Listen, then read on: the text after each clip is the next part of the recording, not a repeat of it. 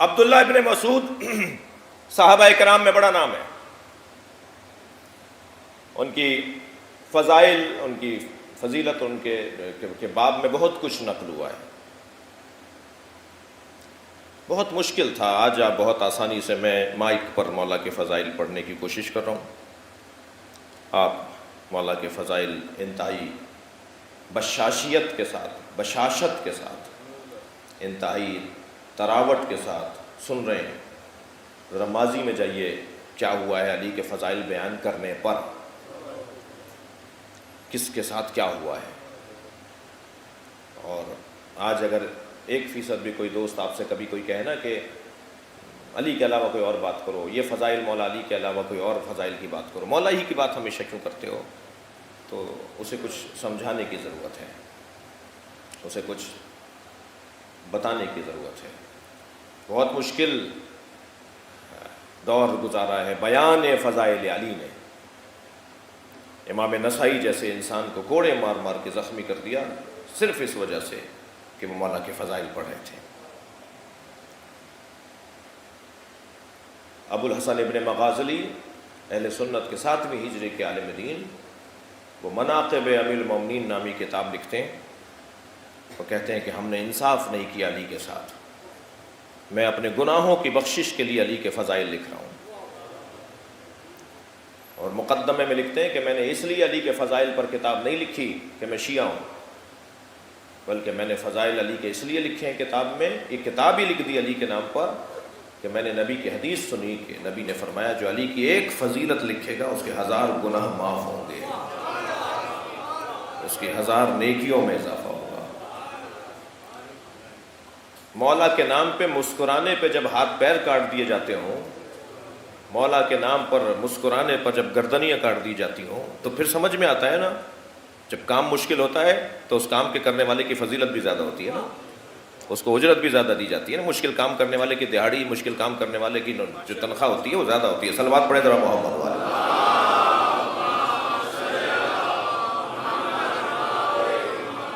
اور میرا اور آپ کا کام ہے کہ اس جو ذخیرہ فضائل مولا کائنات ہے اسے آئندہ نسلوں میں منتقل کریں۔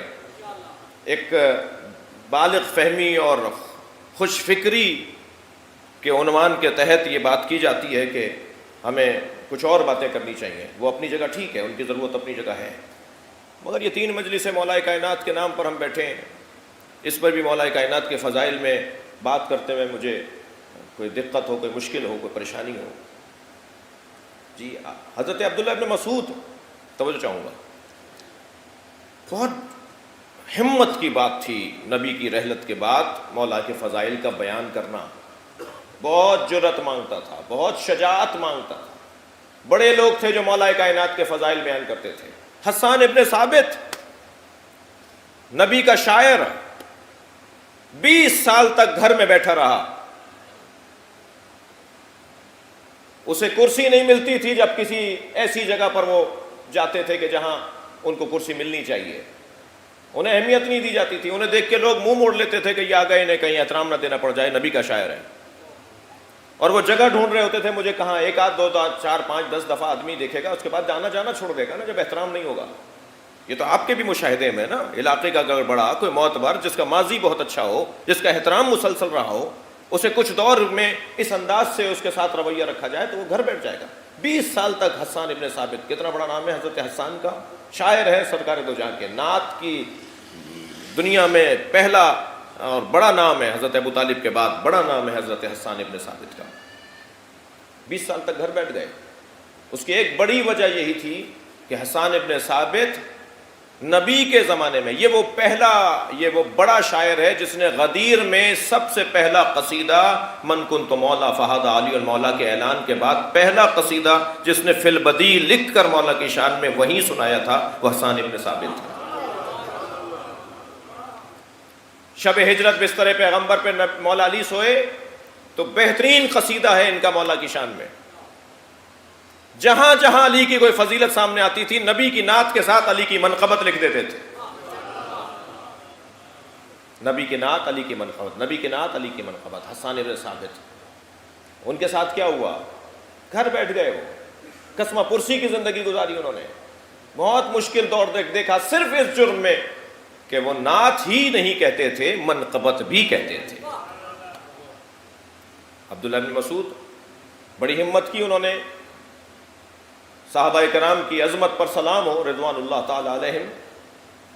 اس نے پوچھا لوگ کہتے ہیں، اب دیکھیں یہ دور بھی آ گیا تھا، ایک شخص کہتا ہے یہ لوگ کہتے ہیں کہ علی کے بہت فضائل ہیں، آپ صحابی پیغمبر ہیں، علی کے کیا فضائل ہیں؟ تو عبداللہ جو ضمیر کا اور فطرت کا سالم ہوتا ہے نا، جو کردار کا سچا ہوتا ہے، وہ بہرحال ایک مرحلہ ایسا آتا ہے کہ وہ اپنی فطرت کی سالمیت کا اظہار کرتا ہے۔ کہنے لگے 4 فضائل علی کے ایسے ہیں جن کا میں خود شاہد ہوں، 4 علی کے فضائل ایسے ہیں جن کا میں خود شاہد ہوں، ان میں سے ایک بھی اگر میرے پاس فضیلت ہوتی تو میں کائنات سے افضل کہلایا جاتا۔ ان 4 فضائل میں سے ایک فضیلت بھی اگر اللہ مجھے دے دیتا میں کائنات میں سب سے افضل شمار کیا جاتا ہے۔ ان میں سے ایک فضیلت، اللہ اکبر، میں نے اپنی آنکھوں سے دیکھا ہے 40 دن تک خیبر فتح نہیں ہوا، تب نبی نے فرمایا لا اوتین رایتا غدا رجلا کرارا غیر فرار یحبہ اللہ و یحبہ اللہ رسولہ۔ صلوات پڑھے ذرا محمد وعلیہ۔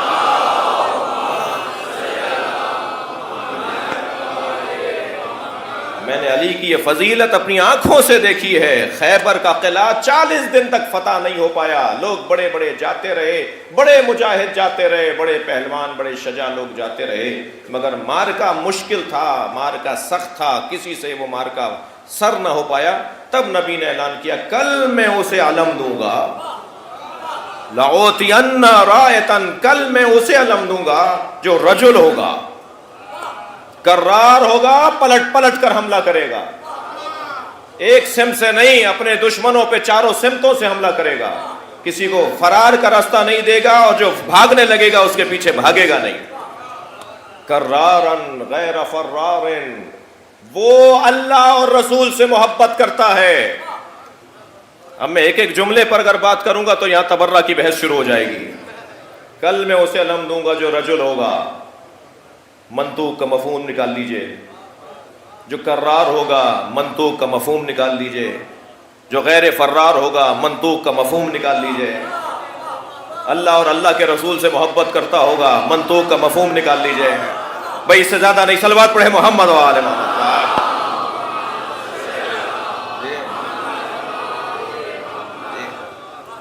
اور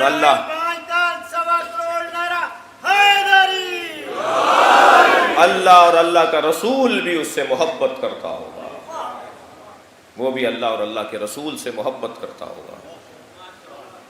اور جب دوسرا دن آیا، وہ سب کے سامنے ہے واقعہ، بڑا حسین باب ہے، تو مولا نے فرمایا علی کہاں ہے؟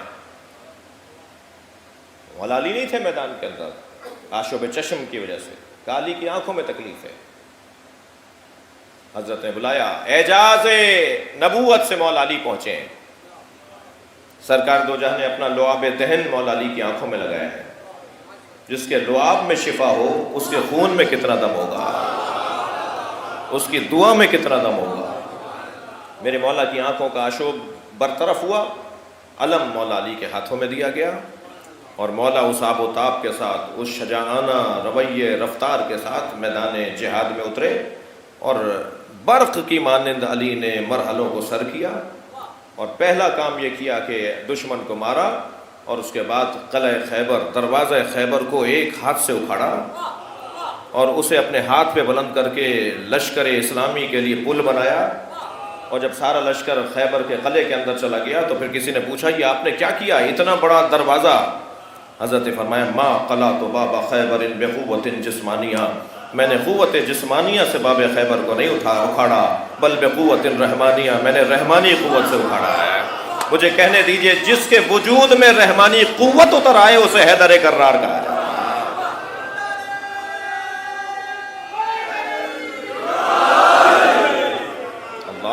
قدرت الہی کا مظہر، قدرت الہی کا مظہر، اللہ اکبر۔ جو جو کی روٹی گھٹنے کے زور سے توڑ کے کھاتا ہو، وہ 2 انگلیوں سے باب خیبر اکھاڑتا ہے۔ یہ ہے اللہ کا نظام۔